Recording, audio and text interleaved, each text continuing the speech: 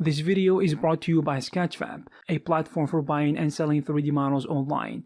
Their store has a lot of high-quality models to choose from using a great model inspector. Links in the description. Today we're going to talk about a 3D artist who created the entire White House from scratch, and the result is just amazing.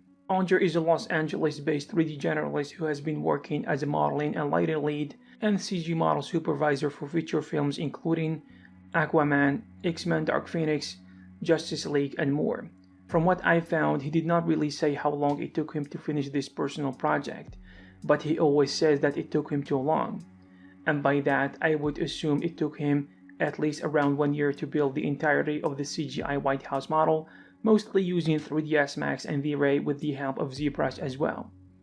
Everything including plants was modeled and textured manually without any plant generator plugin, which is just incredible. Andre went through the Library of the Congress and found close-up photographs taken during a big building restoration that happened decades ago. He found a lot of angles that usually cannot be found. When modeling something, Andre usually finds measurements, block low poly shapes in, and double-check that everything fits together. It was a bit tricky in the beginning, he said, as the White House is built on a small hill and the elevation changes of the terrain are built into the architecture. In the south, the first floor is the same level as the ground, but in the north, the same floor is underground. So when you start getting into the topic, it can be very confusing. From what we can see, the modeling of the window frames and the window sills is actually quite simple. Andre said, all you need is a spline that represents the side profile of the frame and a rectangular spline. The bevel profile modifier is possibly one of the greatest underused features in 3ds Max. It makes such things super easy and allow you to get great UVs in one go. 3ds Max is really great when it comes to using splines for modeling. Splines allow you to work very accurately, as well as most of the parameters can be typed in using real-world units. His system units and display units are mostly set to centimeters, and if he needs to plug very large stuff, he might switch to meters for a moment. All the materials rely on tileable apps Andre created in Photoshop. They are often 8K, like the ones used for the plaster, for example. He simply mixed them together in a composite map to get the right amount of microstructure and small cracks while avoiding tiling when you go a bit further away. Overall, everything was kept very simple and came down to a prepared base material. For the White House, he did not use any scanned materials and worked in what you could call an old school fashion. For the trees, he looked up what kind of trees are there in the White House yard. He googled some leaves for specific trees, painted the textures in Photoshop, and did a bit of modeling.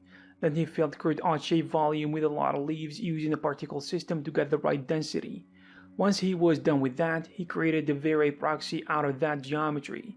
You trees that look almost like dense clouds, so you need a lot of leaves.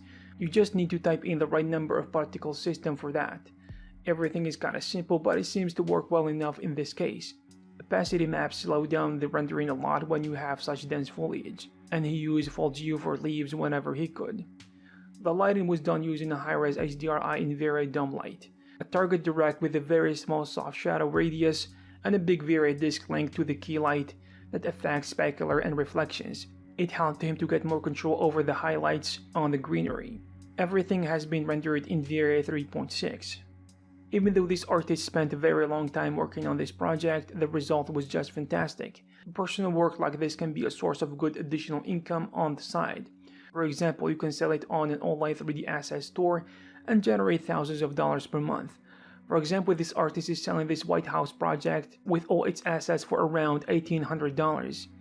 If you sell it once a month on a continuous basis, it is gonna help you pay rent for the next few years, at least.